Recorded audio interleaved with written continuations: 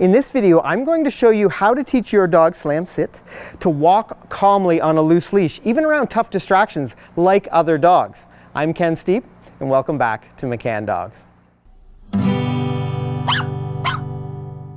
Now, two things that are really important when it comes to training any dog are clarity and consistency. So to make it really clear to Rad what my expectation is for him to walk on a loose leash, I need to make sure that the clip of his leash is hanging down. So that really shows that there's no tension on his leash.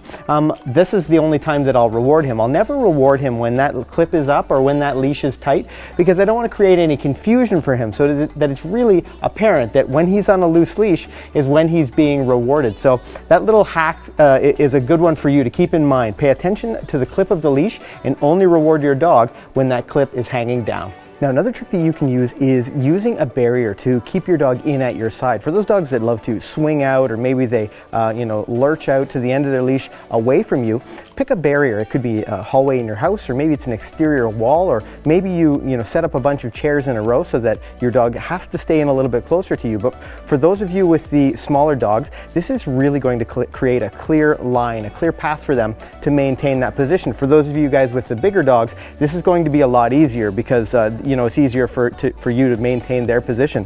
Now, I've chosen Hippy Shake to really make it more challenging for me and to give you a better example of how well this can work. So to set ourselves up for this exercise, I've got a few treats already in my hand, and I've counted the treats. So I've got 3 treats. As I'm walking along this wall, I'm going to reward Hippy twice and save that last treat.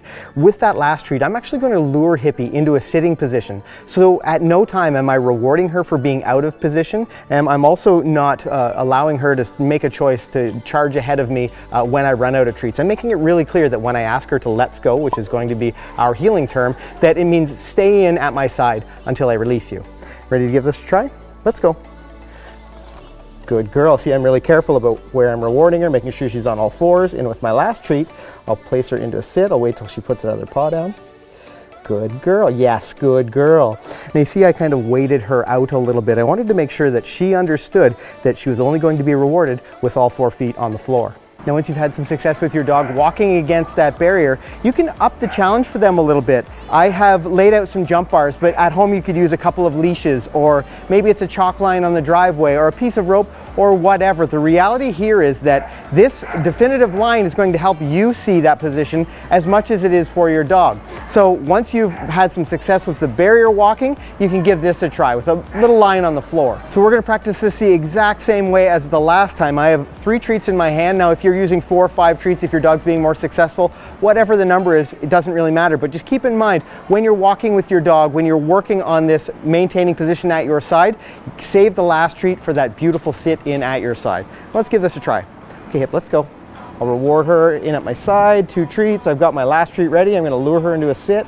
Wait till all 4 on the floor. Yes, good girl. She did a really nice job of moving into that sitting position. Sometimes we're our own worst enemy when it comes to teaching our dogs to walk calmly on a loose leash. If your dog really wants to go somewhere, for example, Rad really wants to go over to the agility arena, which is something that we do every night, and easy buddy, easy buddy, easy buddy, stop pulling,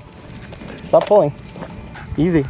Then once I get over to the arena, the first thing I do is take him off leash so that he can play some agility. Then you're not being very clear about your expectations for your dog. But identify this as a training opportunity. So if you have a dog who loves to walk up to the park and then they get to play once they're up there, maybe you walk up toward the park for 25 feet, and once they start pulling, you turn 180 degrees around and you reward your dog for walking away from the park on a loose leash. It's really important that you're not accidentally rewarding them for the behavior that you're trying so desperately to get rid of. Now, one of the toughest challenges you may face is another dog or another person when you're on your walks and trying to get your dog to walk calmly on a loose leash.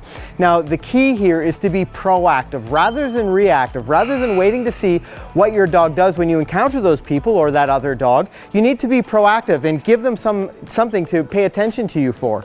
I'm going to reward Slam in this exercise. We're going to get Kale and Funky just to sit off to the side. And I'm going to reward Slam copiously as we pass by that tough distraction. And eventually we're going to work our way up to a point where we're walking dog to dog. We're passing one another, and Slam has built enough value in paying attention to me when we go past those tough distractions that he only wants to pay attention to me. So you're going to get your spouse or your friend, or maybe it's a neighbor with a dog, and this is how you're going to practice this exercise. Get them to stand still with their dog. It's a little bit less distracting if your dog really loves to meet and greet other people and other dogs. But as we pass by them, and as you pass by that tough distraction, feed your dog. Let's go, Slam.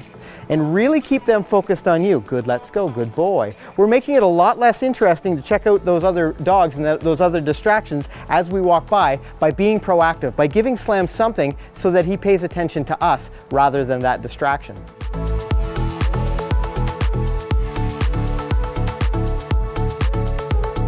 So the next way we're going to challenge our dogs is by walking them by one another. But you can see we've got the dogs on the outside of us. We're going to make it a little bit easier and a little bit more likely for them to be successful by keeping them on the outside as we pass. So let's give this a try. Let's go. Good boy. Let's go. Good. Let's go. Good job, buddy. And sit. And just lessens that distraction a little bit, but it adds a little bit of challenge to the exercise. And finally, we're going to try it walking dog to dog. Now, this is going to be really tough for some of your dogs at home, so make sure you pull out those really valuable rewards and you really are proactive about rewarding them before they get next to that dog that's passing. Ready to give it a try, Slam? And let's go. Lots of rewards, especially as Funky passes by, to keep Slam's attention directly on me. Good boy. And we'll stop with a sit. Now, if you have a dog who is just completely beside themselves as these tough distractions go by and they're not even paying attention to the food, then often working them in a stationary position can be really helpful. You need to find a distance that you can be successful. Here, Slam, get in. As that tough distraction goes by. This is a great exercise to teach your dog a little bit of emotional control. Now, if you're looking for more training for your specific dog in your specific situation, then we actually have an online dog training program called My Dog Can, and I'll post a link to that My Dog Can program in the description below. Now, if this is your first time on the channel and you consider your dog a member of the family, then make sure you hit that subscribe button. We publish new videos every single week to help you to have a well-behaved four-legged family member. Do you see that video beside us? That's actually a video that YouTube thinks you're going to want to watch next from our channel. On that note, I'm Ken. This is Grand Slam. Happy training. Bye for now.